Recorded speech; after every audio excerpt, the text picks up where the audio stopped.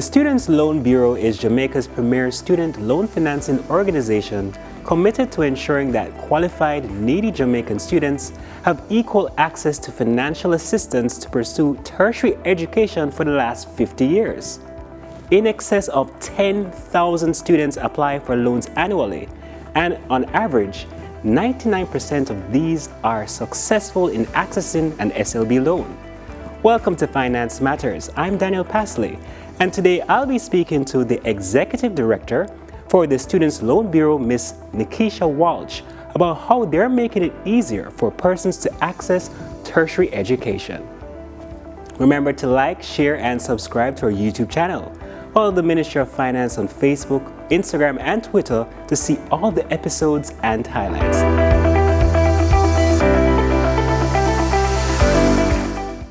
Thank you, Ms. Walsh, for coming on the program. Thank you for having me.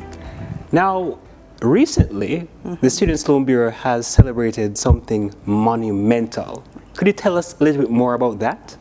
Well, the student loan is celebrating 50 years in existence, and so far in 50 years, we have issued over $51 billion in loans to approximately 340,000 students. So $51 billion to $51 billion. Over 340,000 students? Yes, that is correct. Wow. How is the Students' Loan Bureau making it easier for current and prospective students to access loan support?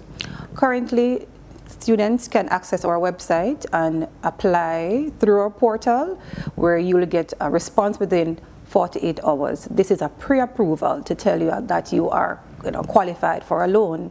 Thereafter, you'll get an email to tell you what are the documents that you need to submit. Since COVID, we recognize that persons cannot come to the office to drop off their documents. So what we have done, we have partnered with 3 ATIs, which is University of the West Indies, University of Technology, and NCU. You can drop off your information at those colleges and they will submit it to us.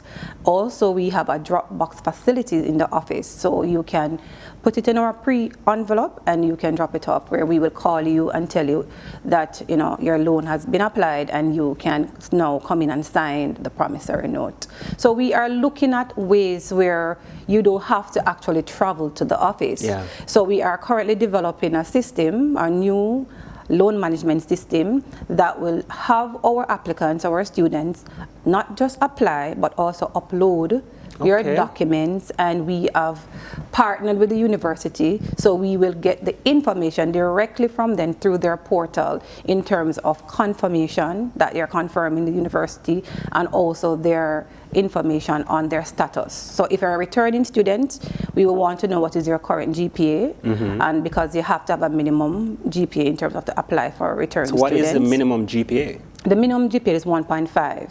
So we need to ensure that you are current and you are in college before you can get your second semester loan or your second term loan.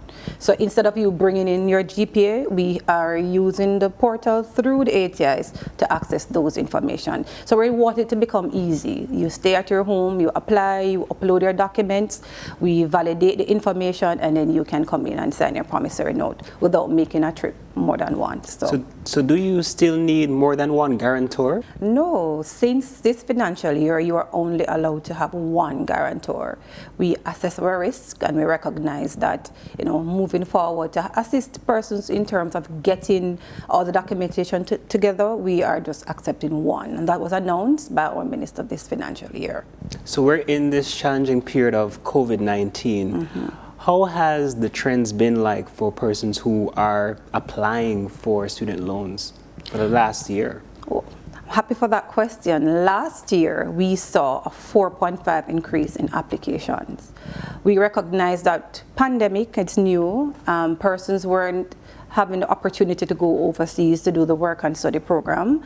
We saw where parents are no longer employed because of the fallout in the economy. So persons now access our benefits. So we're happy for that 4.5 increase, and we want to make sure that our facilities open and enough funds to access even more persons. And I saw in the news about the Jumpstart program. I see that's an exciting initiative being launched by SLB. Could you tell us more about that? Well, we recognize that Outside of the loan facility, there are some programs that are above our limit. So student loan maximum for our loan is $1 million. And there are some programs, and there are some persons, not just tuition needs, but school-related expense. Yeah. So our Jumpstart scholarship is valued at $300,000 each for 10 lucky students. So to apply for that, you would need to go online, submit your application, and there is a financial need assessment that to see if you fall in the category of needy students.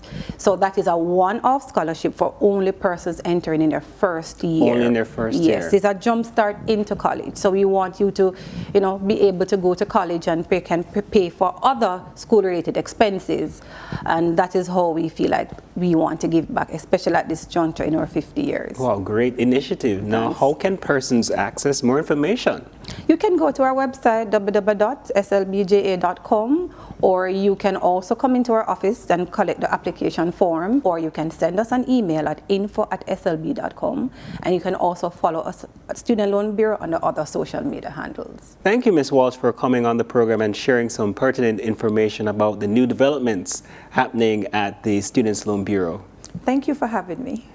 And thank you for joining us on Finance Matters. Remember, you can follow us on social media at MOF Jamaica, and tune in next week as we continue to demystify the economic and fiscal policies and initiatives implemented by the government to empower Jamaicans as we chart a path to Jamaica's economic prosperity.